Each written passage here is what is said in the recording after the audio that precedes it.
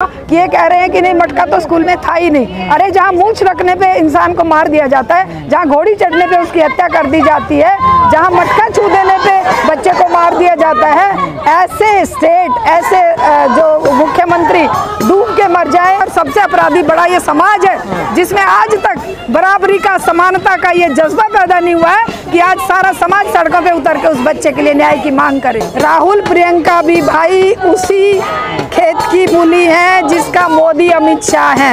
ये भी इस व्यवस्था के मुंह पर तमाचा है। कांग्रेस सरकार को क्या शर्म आ रही है? एक 9 साल के बच्चे को जिसका अपराध सिर्फ ये था कि उसने एक मटके को हाथ लगा दिया था, अब उस अपराधी को बचाने के लिए जी तोड़ कोशिश कर रहे हैं। इन्हें तो शर्म से डूब के मर जाना चाहिए, मोदी पर सवाल उठाने वाले ये लोग। इनके सारे काम भाई लीगली ही होते हैं। गुजरात दंगे क्या ये इलीगल? जब अमित शाह और मोदी को क्लीन चिट मिल गई है, वो भी तो लीगली क्लीन चिट मिली है ना।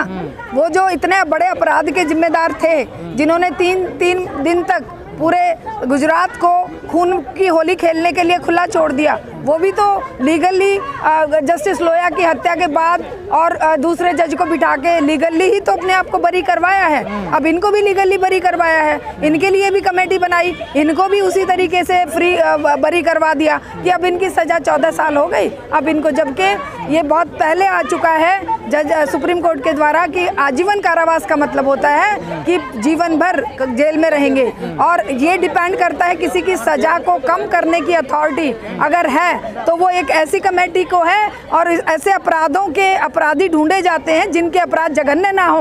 ये तो रेयरेस्ट ऑफ द रेयर था जिसमें 8 बंदों को जिंदा मार दिया जाता है और जिनमें 3 महीने की बच्ची को पटक के आरोपियों को मतलब छोड़ा गया। क्या एक ही आधार है कि गुजरात में चुनाव है और ये जो बेदिल बेदर्द एक तरह से गैर इंसानियत के जो लोग हैं, इनके दिलों में केवल एक चीज मायने रखती है और वो है चुनाव में प्राप्त होने वाला वोट और सत्ता। इनके लिए केवल एक ही उद्देश्य है और इसी को ध्यान में रखकर इन्होंने उन 11 जघन्य अपराधियों को, दरिंदों को सजा मुक्त करवाया। दोषी लोग हैं, इनका टीका किया जा रहा है, इनका स्वागत किया जा रहा है, इसको कैसे देख रही हैं आप? ये हमारे समाज की गिरावट का अंतिम छोर है। ये हमारी महिलाएं जो उन्हें तिलक लगा रही हैं, वो महिला कहलाने के लायक भी नहीं है और इंसान कहलाने के लायक तो बिल्कुल नहीं है। क्योंकि एक माँ ऐसा हृदय रखती है कि वो 3 साल की बच्ची को अपने सामने मरते हुए देख रही है, पटक पटक के उसकी जान ली जा रही है और उसके घर के 8 लोगों को मार दिया जा रहा है, और वो 20 साल संघर्ष के बाद जब सजा दिलवाती है और उसके बाद वो जघन्य अपराधी बाहर छूट कर आते हैं, तो और वो महिलाएं जो उसको तिलक कर रही हैं, माला पहना रही है, मिठाई खिला रही हैं, वो महिलाएं ना होकर वो पूतना राक्षसी हैं जो कृष्ण को जहर का दूध पिलाने के लिए, जैसा कि कहानियों में कहा जाता है, वो उसी तरह से ये जहर समाज को पिला रही हैं, समाज को शर्मिंदा कर रही हैं और महिला के नाम को भी बदनाम कर रही हैं। बलात्कारियों का मतलब सम्मान, बलात्कारियों का सम्मान करने का मतलब है पूरे महिला समाज के मुंह पर तमाचा और पूरे महिला समाज को शर्मिंदा करना। तो आप क्या चाहती हैं फिर? हम चाहते हैं उन अपराधियों को दोबारा से जेल के अंदर होना चाहिए और जीवन भर के लिए उन्हें सजा मिलनी चाहिए। आजीवन कारावास का मतलब जीवन भर की कारावास होना चाहिए, ना कि उनके वोट के आधार पर उनकी रिहाई हो जाए। कहा जा रहा है 14 वर्ष उन्होंने पूरी कर ली है अपनी, तो इसलिए उनको माफी मांग ली, उन्होंने छोड़ दिया जा रहा है। हाँ, माफी तो कोई मतलब 10 आदमियों का कत्ल करके माफी मांग ले, हो गया। किसी का अब मेरा कत्ल कोई करके खड़ा होके कह दे जी मेरे से गलती हो गई, तो क्या माफ कर देगा कोर्ट उन्हें? माफी की क्या उनके इसमें औकात है, क्या अहमियत है? जब इंसान की जान गई है और हमारी कानून व्यवस्था ये कहती है कि अपराधी को पूरी सजा मिलनी चाहिए, तो वो सजा उन्हें नहीं मिली है। वो सजा जिस महिला ने उनको दिलाने के लिए अपने जीवन के सुनहरे 20 वर्ष खोए हैं, आज वो दहशत में जी रही है। क्यों? क्योंकि उसे ये दहशत है, उसने 20 बार अपने घर बदले हैं। कई लोग कह रहे हैं कि जिस मामले में सीबीआई इन्वॉल्व हो तो उसमें ऐसे मतलब कि आरोपियों को छोड़ा नहीं जा सकता, नहीं छोड़ा जा सकता, नहीं किया जा सकता।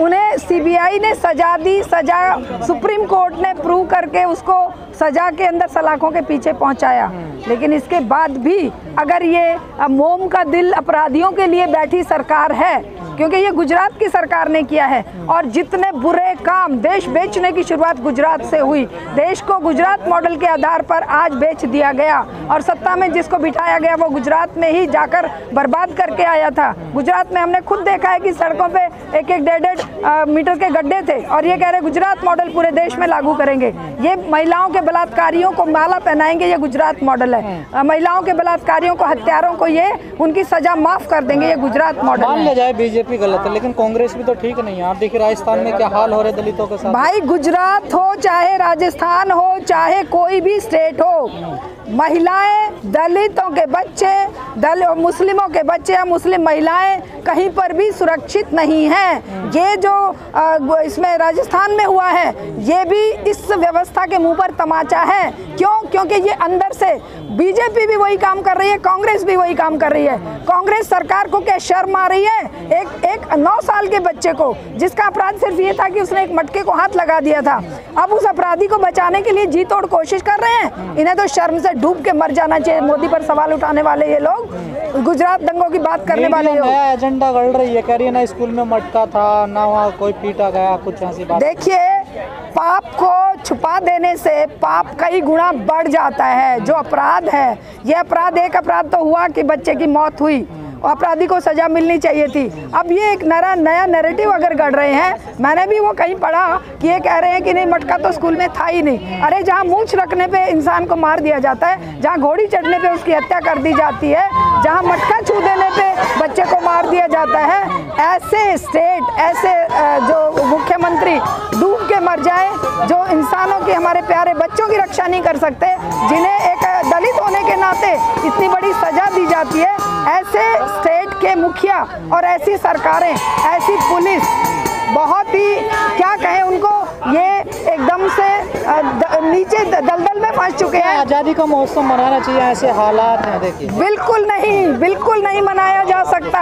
जहां मेरे दलित बच्चे एक जरा सा हाथ छू देने से मौत के शिकार हो जाते हैं, जहां बिल्किस बानो के अपराधी उसी दिन छोड़ दिए जाते हैं, जहां कैंट में 8 साल की बच्ची के साथ दरिंदगी करने वालों के ऊपर आज तक कोई फैसला नहीं आया है, जहां हाथरस की घटना या आसिफा के हत्यारे, तो बड़े सम्मान की बात कर रहे हैं, महिलाओं के सम्मान की बात, उधर सारे अपराधी रिहा कर दिए गए हैं गुजरात से।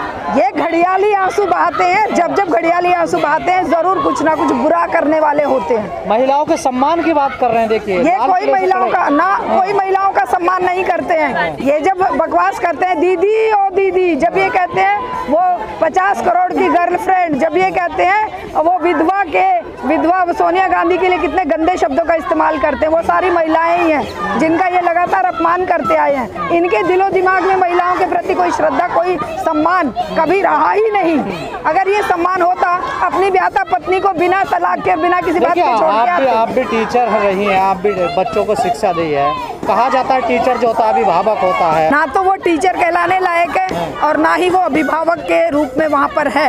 ऐसे दरिंदे हैं ये।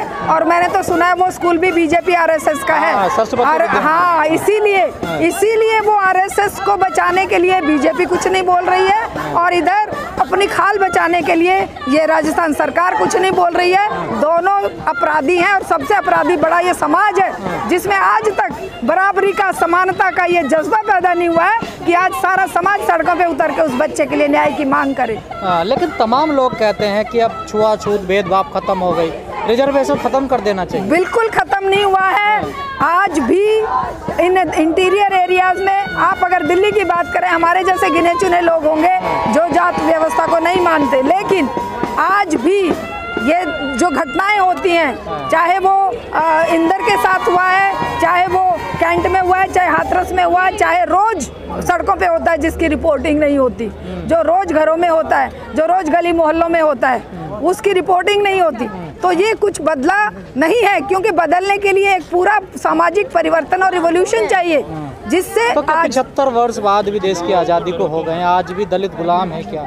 छुआछूत, भेदभाव का शिकार? बिल्कुल है। और इसके लिए मैं कहूँगी दलित नेता सबसे बड़े गुनहगार हैं, जो सत्ता की गोद में बैठ के मलाई चाटने लगते हैं और उन दलितों को ठोकर मारते हैं जिनके दम पर वोट लेकर वो सत्ता में पहुंचे हैं। उन्हें सड़कों पर आकर आंदोलन करने से कौन रोक रहा है? आज मायावती को या दूसरे इन दलित नेताओं को जंतर मंतर पे आने से कौन रोक रहा है? कहाँ रास्ते में सबको रोक लिया, देखिए। अरे यहाँ पर आए, हम उनका साथ देंगे। यहाँ पर आए वो खड़े होके हम उनके साथ देंगे। दलित नेता बाहर निकल रहा है, उसको डिटेन कर लिया जा रहा है। देखिए अगर वो इक्का दुक्का नेता को रिटेन कर रहे हैं, हम कहते हैं कि समाज का प्रत्येक जो चुटभैया नेता, बड़ा नेता या भाई कहीं पर भी नेता है, वो क्यों नहीं सरकार की नाक में दम करने के लिए सड़कों पे उतरता है? 200-250 लोगों को गिरफ्तार कर लिया अभी, बिल्कुल। मैं तो कहती हूँ कि 2000 क्या 2 लाख 2 करोड़ लोगों को गिरफ्तार करने की नौबत ला देनी चाहिए ना जनता को। 2000 को 200 को क्यों? हम तो कहते हैं 2000, 2 लाख 2 करोड़ लोग सड़कों पे उतरे। हमारा प्रयास तो ये है, हम दलितों की लड़ाई लड़ेंगे, हम असमानता के विरुद्ध लड़ेंगे, हम मुस्लिम महिलाओं के लिए और मुस्लिम समाज के लिए लड़ेंगे।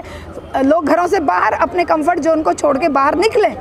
सबसे बड़े दुख की बात यह है कि हर मध्यम वर्ग जिसका जिम्मा था सामाजिक परिवर्तन का, वो आज अपने कंफर्ट में एसी कमरों में सो रहा है। पर राहुल प्रियंका कहते हैं हम तो दलितों को न्याय दिलवाते हैं। राहुल प्रियंका भी भाई उसी खेत की मूली है जिसका मोदी अमित शाह है।